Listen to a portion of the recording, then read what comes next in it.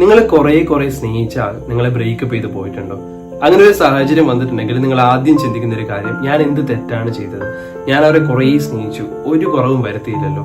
നിങ്ങൾ ചെയ്ത തെറ്റെന്താന്ന് നിങ്ങൾക്കറിയോ? നിങ്ങൾ ചെയ്ത ഏറ്റവും വലിയ തെറ്റെന്ന് പറയുന്നത് നിങ്ങൾ അവരെ കുറെ സ്നേഹിച്ചു എന്നുള്ളതാണ്. ആദ്യം തന്നെ, do you know this? People from A toxic background cannot have A healthy relationship. നിങ്ങൾ സ്നേഹിച്ചാൽ അല്ലെങ്കിൽ നിങ്ങളുടെ പാർട്ട്ണറിന്റെ ചെറുപ്പകാലം എന്ന് പറയുന്നത് വളരെ മോശമായിരുന്നെങ്കിൽ, അതായത് അവർ ആഗ്രഹിച്ച പോലെ അവരെ സ്നേഹിച്ചിട്ടില്ലെങ്കിൽ, അവർക്ക് കിട്ടേണ്ട സ്നേഹമൊന്നും അവരുടെ പാരന്റ്സിൽ നിന്നോ മറ്റുള്ളവരിൽ നിന്നോ കിട്ടിയിട്ടില്ലെങ്കിൽ, അവരറിയാണ്ട് തന്നെ സബ് കോൺഷ്യസ്ലി അവരുടെ മൈൻഡിൽ ഒരു കാര്യം ഡെവലപ്പ് ചെയ്യുന്നുണ്ട്. അതായത് ഐ ഡോണ്ട് ഡിസേർവ് ലവ്, എന്നെ സ്നേഹിക്കാൻ കൊള്ളില്ല, അല്ലെങ്കിൽ എന്നെ ആരും സ്നേഹിക്കില്ല എന്നുള്ളത്. ഇത് ചെറുപ്പം മുതൽ അവരുടെ മനസ്സിലുള്ളത് കൊണ്ട് തന്നെ നിങ്ങൾ അവരെ കുറെ സ്നേഹിക്കുമ്പോൾ അവർക്ക് ആക്ച്വലി അത് താങ്ങാൻ പറ്റുന്നതിലപ്പുറമായിരിക്കും.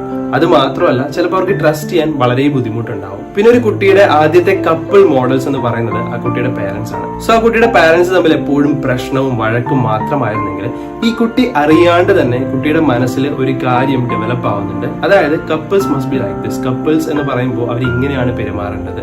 സ്നേഹം എന്ന് പറയുന്നത് എപ്പോഴും പ്രശ്നവും വേദനയും സഫറിങ്ങും മാത്രമായിരിക്കും എന്നുള്ളതാണ്. സോ ഇങ്ങനെ ഒരു ചിന്ത കൂടി അവരുടെ മൈൻഡിൽ ഉള്ളത് കൊണ്ട് തന്നെ അവരെ അമിതമായിട്ട് സ്നേഹിക്കുന്ന ആൾക്കാരോട് അവർക്ക് അട്രാക്ഷൻ വളരെ കുറവായിരിക്കും. അവരെ വിഷമിപ്പിക്കുന്ന, അവരെ വേദനിപ്പിക്കുന്ന, അവരെ കൺട്രോൾ ചെയ്യുന്ന ആൾക്കാരോട് അവർക്ക് അട്രാക്ഷൻ കൂടുകയും ചെയ്യും.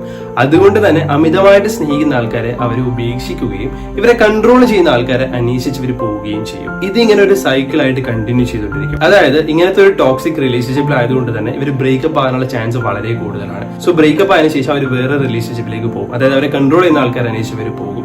ഓരോ തവണ ഇവർ ബ്രേക്കപ്പ് ആവുന്ന സമയത്തും എന്നെ സ്നേഹിക്കാൻ കൊള്ളില്ല, അല്ലെങ്കിൽ ഐ ഡോണ്ട് ഡിസേർവ് ലവ് എന്നുള്ള ഇവരുടെ ഈ ചിന്ത ഒന്നുകൂടി സ്ട്രോങ് ആയിക്കൊണ്ടിരിക്കും. നമ്മുടെ ഓരോരുത്തരുടെയും അറ്റാച്ച്മെന്റ് സ്റ്റൈൽസ് ഇതിനൊരു കാരണം തന്നെയാണ്. സോ ഈ അറ്റാച്ച്മെന്റ് സ്റ്റൈൽസ് എന്ന് പറയുന്നതൊക്കെ ചെറുപ്പകാലത്തിൽ നമുക്ക് ഉണ്ടാവുന്ന കുറച്ച് കാര്യങ്ങളാണ്. സോ അതിനെപ്പറ്റിയല്ല നമുക്ക് വരുന്ന വേറൊരു വീഡിയോയിൽ ഡിസ്കസ് ചെയ്യാം. ഇപ്പോൾ ബൈ. സോ നിങ്ങൾ ഇതുവരെ ചാനൽ സബ്സ്ക്രൈബ് ചെയ്തില്ലെങ്കിൽ ദയവായി ചാനൽ സബ്സ്ക്രൈബ് ചെയ്യുക. ഇനിയും ഞാൻ ധാരാളം വീഡിയോ ആയിട്ട് വരുന്നതായിരിക്കും. അപ്പോൾ bye. Thank you so much.